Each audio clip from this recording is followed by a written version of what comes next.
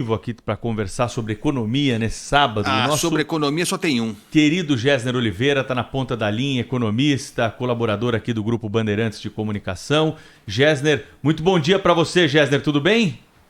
Muito bom dia, Pedro. Um prazer enorme conversar com você, com o Agostinho, Você com os ouvintes da Rádio Bandeirantes. Você também estaria disposto a ficar na fila aí para tomar uma vacina hoje, hein, Gessner? Ou é difícil, viu? Já pensou aí? Eu estaria disposto, claro, todos nós queremos vacina. Agora vai ter que organizar isso. O Agostinho tem razão, tem que dar um jeito aí. Ô, Gessner, a gente estava falando com o Jamal Suleiman, médico, né, do Emílio Ribas, agora há pouco. Ele falava sobre auxílio emergencial. Vou começar a nossa conversa por aí. Como que você está acompanhando essa discussão sobre o novo auxílio emergencial? O presidente da República ontem disse que não vai dar auxílio emergencial para estado que fechar tudo, né? Uma daquelas bobeiras, né, que a gente tem de ouvir aí da boca do presidente, infelizmente. Mas, de qualquer forma, o auxílio emergencial está sendo discutido de forma séria pelo Congresso Nacional. Tem muita negociação sobre projetos que estavam em andamento, pacto federativo, reforma administrativa. Você tem boas informações aí a respeito do auxílio emergencial para o ouvinte da Rádio Bandeirantes, Gessner? Olha, realmente, primeiro um comentário é que não deveria ter havido tanta demora para a definição do auxílio emergencial, né? A partir do momento que ficou claro que havia uma segunda onda, que havia um agravamento da situação sanitária, é evidente que precisa haver uma transferência de renda. Não dá para as pessoas enfrentarem essa pandemia sem um mínimo de auxílio. Então, eu acho que houve um erro nessa demora na prorrogação do auxílio emergencial.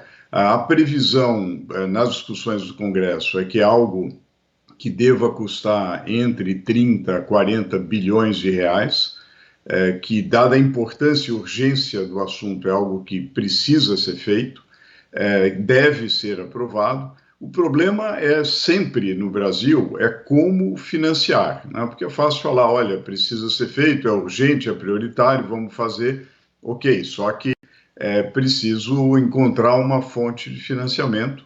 As várias alternativas que surgiram até aqui têm encontrado resistência. Do ponto de vista técnico, a melhor alternativa seria um corte nas despesas correntes, especialmente nos salários, nos super salários e na folha do setor público, que não foi afetada pela crise. Na verdade, o setor privado fez o ajuste e o setor público não fez. Do ponto de vista técnico, essa é a melhor solução. Nós temos duas situações a serem evitadas. Uma é não haver auxílio emergencial diante de uma crise grave. A segunda é fazer sem ter nenhuma contrapartida, porque isso aí arrebenta ainda mais as contas públicas, que, como todos sabemos, já há um rombo fiscal entre 20 e 21 da ordem de R$ 1 trilhão. Não dá para continuar assim. Então, é preciso conciliar um mínimo de disciplina fiscal com auxílio emergencial. Quer dizer, pelo que você diz, tem como conceder esse auxílio emergencial, se bem que 4 meses também, eu queria que você falasse sobre isso, porque o que se fala é que serão 3 a 4 meses, foi o que disse o presidente, R$ 250 para uma fatia bem menor, né, se comparada com a primeira fase desse auxílio emergencial. Vai ser menos gente beneficiada. Esse aspecto, essa mudança, essa restrição, ela vai dar conta? 3 meses, 4 meses... não é pouco demais, Gessner? E queria emendar também, a proposta que se faz é retirar da saúde e da educação. Aí dá a impressão que você dá com uma mão e tira com a outra, né, Gessner? Olha, Agostinho, duas coisas muito boas a sua pergunta, né? Primeiro, é muito, é pouco? Eu diria o seguinte, tem que ser algo associado à crise sanitária. Eu acho que isso, inclusive, faltou na primeira rodada do auxílio emergencial. É preciso ver dois grupos principais. Primeiro, aqueles grupos diretamente afetados pelas medidas restritivas. Então, por exemplo, o setor de serviços, que tem que fechar ou um lockdown completo, ou então um toque de recolher, etc. Aqueles setores mais diretamente afetados, tem que haver uma medida compensatória para eles, para evitar que haja desemprego e que as pessoas continuem recebendo salário ali. E aqueles setores muito vulneráveis, que, como há pouco vocês discutiam, pessoas que não vão ter o que comer em função das medidas restritivas e da crise. Então, eu acho que precisa ser mais focalizado, precisa ser mais direcionado, de um lado. E, de outro lado, quanto tempo durar? Tem que ver como evoluem os indicadores, sanitários. Daí a necessidade de ter gatilhos. Por exemplo, se houver necessidade de, em vez de 4 meses, fazer 6 meses, será feito, porém, com um corte maior na folha de salário para compensar. Isso é muito importante para que não haja aumento da taxa de juros, aumento do preço do dólar, etc., e a situação econômica não piore ainda mais. Então, eu acho que tem que ser calibrado de acordo com a gravidade da crise sanitária e da sua duração, Agostinho. Ô Gessner, o preço dos combustíveis, né, tem sido alvo de muita crítica por parte dos ouvintes aqui da Rádio Bandeirantes. Alguns não entendem por que o etanol está aumentando, porque houve um reajuste aí, um aumento do preço internacional da gasolina, do diesel. Outros acreditam que o governo precisa de algum tipo de mecanismo, né, para controlar esse preço. O presidente da República trocou, né, o presidente do Conselho da Petrobras, algo que recebeu aí uma crítica daqueles que apoiam a política mais liberal do ministro Paulo Guedes. Tem saída para essa questão do combustível aí a curto prazo? O governo está agindo da maneira correta nesse quesito? Um imposto flutuante que pudesse absorver aí o impacto de um aumento internacional poderia ser a saída, Gessner?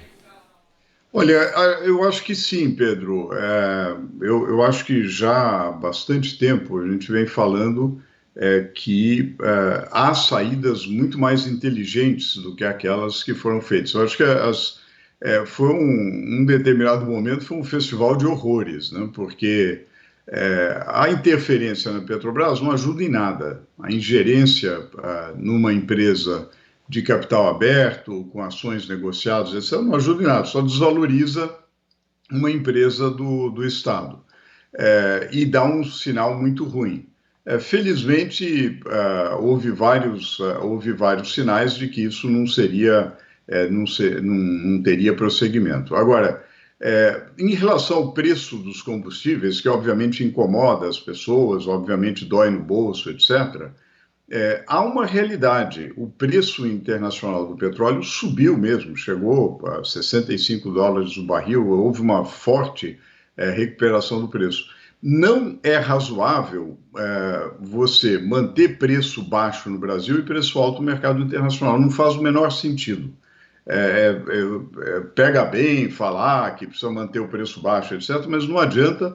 Um dos maiores prejuízos que a Petrobras já teve no passado foi por congelar preço no governo Dilma. Deu um prejuízo de mais de 60 bilhões e que pesou fortemente no desequilíbrio da empresa naquele momento. Então, agora, é possível administrar isso de uma maneira mais inteligente? Sim. A ideia básica, você falou bem, Pedro, a ideia básica é que quando o preço sobe, o imposto tem que cair. Quando o preço cai, o imposto pode subir. Você pode ter, ao lado disso, um fundo de estabilização, que também ajuda quando há uma subida muito forte de preço, e por vezes há, em função de razões geopolíticas, etc., o preço internacional do petróleo, você subsidia um pouco. No momento em que o preço abaixa, você tem mais recursos e vai garantindo esse fundo de estabilização. Então, com alíquotas flexíveis de imposto e com um fundo de estabilização, você não teria impactos tão fortes e tão concentrados no tempo das variações do preço do petróleo no mercado internacional. Então, dá para fazer um sistema mais inteligente para que não haja esse impacto. Agora, além disso, é preciso que você tenha coordenação entre as diferentes esferas de governo. A União, os estados, os municípios, e em particular estados e União, e isso é fundamental para que você possa ter esse sistema funcionando bem. Não adianta, para fazer esse sistema funcionar, jogar a culpa nos governadores, né? Então, em vez de haver essa confrontação entre as esferas de governo, é preciso haver coordenação. Toma uma água aí, Gessner. Coordenação está faltando, viu? Está em falta ultimamente em todos os aspectos aqui nesse país. Inclusive, em relação a desemprego, né? A gente já falou sobre esse drama da pandemia, que também só agrava esse nosso quadro, que já não era nada animador. E os números mais recentes mostram isso claramente, né? A taxa média de desemprego em 2020 atingiu 13,5%, que é a maior taxa registrada pelo IBGE desde 2012. Somos agora, no final do ano esse número, mas enfim, não mudou muito agora no início desse ano, 13.900.000 desempregados. E aí acho que esse número até ele não considera os desalentados, né? Aquele pessoal que já até desistiu de procurar emprego. E aí, o que a gente faz com isso, hein, Gessner? Olha, você apontou bem, realmente, se você, além dos desempregados, somar aqueles que deixaram de procurar trabalho, né, em função da crise, os desalentados, você chega a uma taxa, chamada taxa de subutilização. Ainda tem aquelas pessoas que têm um trabalho, mas que não é suficiente para mantê-los, ou eles gostariam de trabalhar mais, mas não encontram emprego. Se você somar tudo isso, você chega a uma taxa da ordem de 28%. Realmente é brutal, Agostinho, a situação. E, como você bem pontuou, historicamente é um recorde. Essa taxa de desemprego só vai cair quando a economia começar a crescer. E o que a gente observou no Brasil foi a partir de maio do ano passado, uma recuperação em V, e essa recuperação até foi, se a gente olha o ano passado, na próxima semana vão sair os dados do PIB, então a gente vai ter uma avaliação melhor. Mas tudo indica que o que aconteceu o ano passado acabou não sendo tão ruim quanto se chegou a projetar, né? Mas, de qualquer maneira, gerou um desemprego muito grande.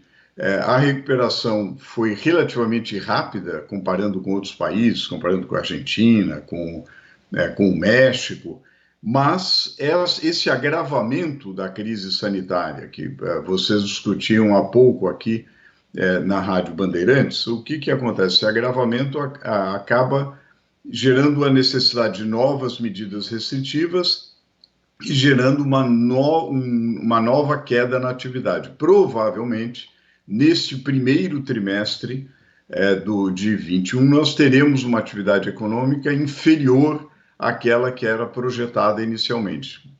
Talvez até uma queda da atividade econômica. Então, isso, infelizmente, deve continuar a colocar problemas para o mercado de trabalho. Então, a gente vai ter, infelizmente, uma taxa de desemprego que vai continuar elevada em 2021. Para reverter isso, é preciso recuperar a economia. E para recuperar a economia, precisa aumentar investimento. Ô Gessner, agenda de privatizações aí, para a gente encerrar nosso bate-papo aí sobre as notícias da semana da economia, notícias do momento, né?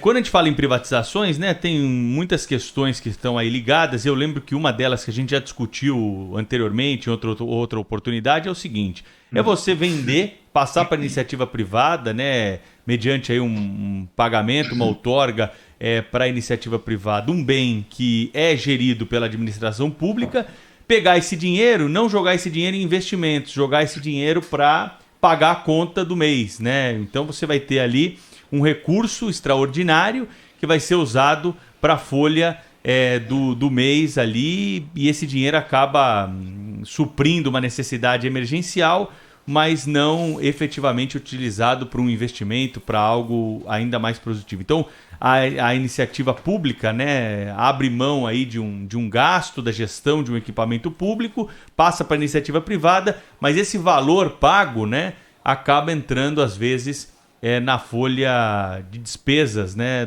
daquele mês. Isso é um problema quando a gente fala em privatizações no momento de pandemia, em que recursos estão escassos.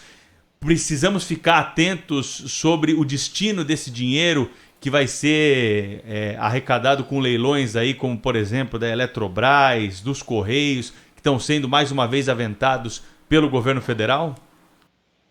Olha, Pedro, eu acho que a questão da privatização ela é algo bom quando ela gera recursos para serem bem aplicados, como você falou. Quer dizer, se a gente pegar recursos e colocar em saúde e colocar em educação, obviamente isso é um investimento para o país. Ela tem que ser feita de forma transparente, né, de forma que as pessoas saibam que não houve mutreta, né, que os ativos públicos foram vendidos de uma forma honesta, transparente e economicamente correta. Agora, as pessoas falam, olha, não houve nada de privatização, etc., neste governo, o que não é bem verdade, né? Na verdade, você teve ações importantes de desinvestimento e também de desestatização, por exemplo, na Petrobras.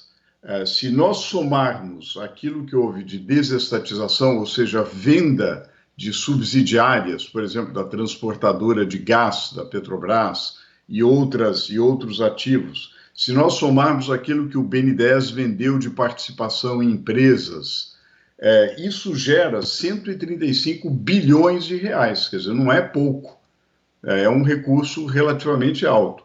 Se nós somarmos aquilo que são outorgas por concessão de serviços em portos, em ferrovias, em rodovias, etc., nós chegamos a uma cifra de quase 100 bilhões de reais. Então, em 2019 e 2020, houve, entre outorgas, venda de subsidiárias, e venda de participação em empresas, houve algo da ordem de 233 bilhões de reais. Então, isso nem sempre é comentado, mas é algo importante que de fato ocorreu. Agora, o mais relevante é o que determinadas empresas que nas mãos do Estado não estão conseguindo prover, não estão conseguindo fornecer o serviço, não estão conseguindo entregar o serviço direito, se elas forem transferidas para o setor privado de uma forma inteligente, transparente, o setor privado pode fazer melhor e as pessoas vão ter melhores serviços. Então, por exemplo, a Eletrobras precisa investir mais, ela não tem investido aquilo que o país precisa. Nas mãos privadas, ela poderia fazer isso. Se ela se transformar numa empresa de capital aberto, no novo mercado, com boa governança, ela pode fazer muito mais e melhor. Isso vai dar mais investimento, que há pouco a gente dizia. O que gera emprego? É investimento. Portanto, se a gente fizer uma boa privatização da Eletrobras, e a Eletrobras, em vez de servir de cabide de emprego, ela fizer investimentos necessários no setor de energia, isso vai ser melhor para o país, né? Isso vai gerar arrecadação, gerar impostos, gerar oportunidades de emprego, desenvolver várias regiões. Então, nesse sentido, é melhor. Então, respondendo a sua pergunta, Pedro, eu diria o seguinte, qual é a capacidade de uma empresa, nas mãos do setor privado, gerar investimento? É isso que interessa. E eu acho que se a gente for nessa direção, a gente vai melhorar a situação da economia e melhorar a situação do emprego. Ô Gessner, para a gente terminar mesmo agora, é difícil fazer previsão de emprego, de privatização, de combustível e tal. Então eu vou fazer uma pergunta mais simples para você, Gessner. E o nosso tricolor, qual é a previsão para 2021? Puxa vida, hein, Agostinho? O tricolor paulista, ele realmente foi terrível esse ano, porque ele gerou uma expectativa, né? Uma frustração monstra. E depois uma frustração que realmente não consigo explicar. Aliás, eu acho o seguinte, eu abriria mão de títulos nos próximos 10 anos se o São Paulo e vários outros clubes começassem a pôr boa gestão. Eu acho que o futebol brasileiro e os clubes brasileiros precisam o que o setor público brasileiro precisa: boa gestão. Não precisa comprar grandes jogadores, grandes estrelas, etc. Precisa boa gestão, transparência, engajamento e liderança. Eu acho que é isso que está faltando. E com isso a gente, na próxima década, quem sabe, pode começar a almejar títulos sem grandes ilusões. É isso. E eu já lanço o nome do Gessner para a presidência do São Paulo. Já lanço aqui, faço campanha. É isso aí. É a nossa solução. Eu sou apenas um torcedor. A gente sofre, mas continua apaixonado pelo São Paulo. É isso aí. Valeu, Gessner, pelo bate-papo ao vivo aqui no Jornal Gente, hein? Bom fim de semana. Abraço. Legal. Para vocês também, para os ouvintes também.